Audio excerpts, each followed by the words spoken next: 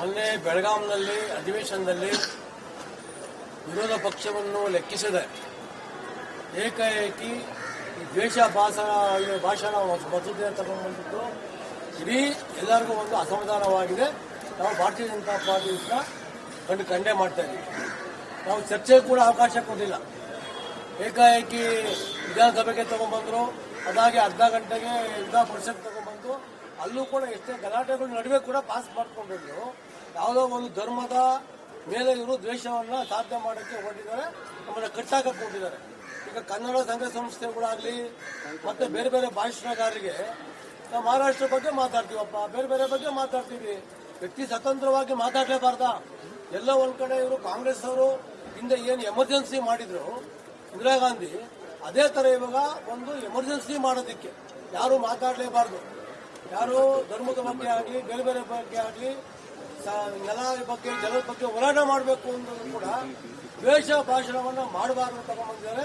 ಇದು ಅಕ್ಷಮ್ಯ ಅಪರಾಧ. ಇದು ಎರಡನೇದು, ಈಗಾಗಲೇ ಏನು BNS ಇಂದ ಏನು ಕಾನೂನಿದೆ ಆ ಕಾನೂನಲ್ಲಿ ಕೂಡ ಆಲ್ರೆಡಿ ಇದೆ. ಆ ಕಾನೂನಲ್ಲಿ ಇದ್ರೂ ಕೂಡ ಅವರು ಹೊಸದಾಗಿ ಸೃಷ್ಟಿ ಮಾಡ್ತಾ ಇರೋದು ಯಾವುದೋ ಒಂದು ಸಂಘಟನೆಗಳ ಮೇಲೆ ಹೋರಾಟವನ್ನು ಮಾಡುವಂತ ಕೆಲಸವನ್ನು ಮಾಡಿದ್ದಾರೆ.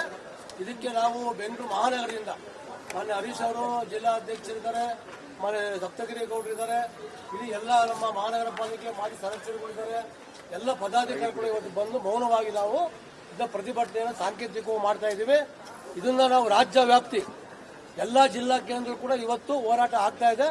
ಇದಾದ್ಮೇಲೆ ನಾಳೆ ಇಲ್ಲ ನಾಡಿದ್ದು ರಾಜ್ಯಪಾಲರಿಗೆ ಸನ್ಮಾನ್ಯ ರಾಜ್ಯಾಧ್ಯಕ್ಷರು ವಿಜೇಂದ್ರ ಅವರು ಮತ್ತೆ ಅಶೋಕ್ ಅವರ ಒಂದು ನೇತೃತ್ವದಲ್ಲಿ ನಾರಾಯಣ ಸ್ವಾಮಿ ಒಂದು ಎಲ್ಲ ಶಾಸಕರು ಎಂಪಿಗಳು ವಿಧಾನ ಪರಿಷತ್ ಸದಸ್ಯರು ಕೂಡ ಮನವಿಯನ್ನ ಕೊಡ್ತೀವಿ. ಯಾವುದೇ ಕಾರಣಕ್ಕೆ ಈ ಮಸೂದೆಯನ್ನ ವಾಪಸ್ ತಗೋಬೇಕು ಅಂತ ಕಾನೂನಿನ ಹೋರಾಟವನ್ನು ಮಾಡ್ತೀವಿ.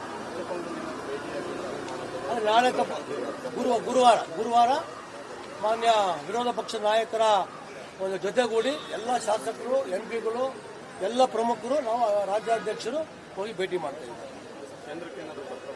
100% ಎಲ್ಲ ಕೂಡ ಕೇಂದ್ರಕ್ಕೂ ಹೋಗ್ತಾ ಇದ್ದೀವಿ, ರಾಷ್ಟ್ರಪತಿ ಕೂಡ ಹೋಗ್ತಾ ಇದ್ದೀವಿ.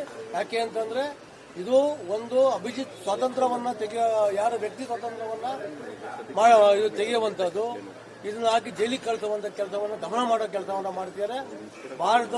ಕರ್ನಾಟಕದ ನೆಲ ಜಲದ ಬಗ್ಗೆ ಸಂಘಟನೆ ಹೋರಾಟವನ್ನ ಮಾಡ್ತೀವಿ. ಅದ್ರ ಬಗ್ಗೆ ಬಿಟ್ಟು ಇವತ್ತು ಇದು ಮಾಡ್ತಾ ಇರೋದು ಸಿದ್ದರಾಮಯ್ಯನವರು, DK ಶಿವಕುಮಾರ್ ಯೋಜನೆ ಮಾಡಿ ಇದನ್ನ ಮಾಡ್ತಾ ಇದ್ರೆ ಇದನ್ನ ಖಂಡನೆ ಮಾಡ್ತೀವಿ.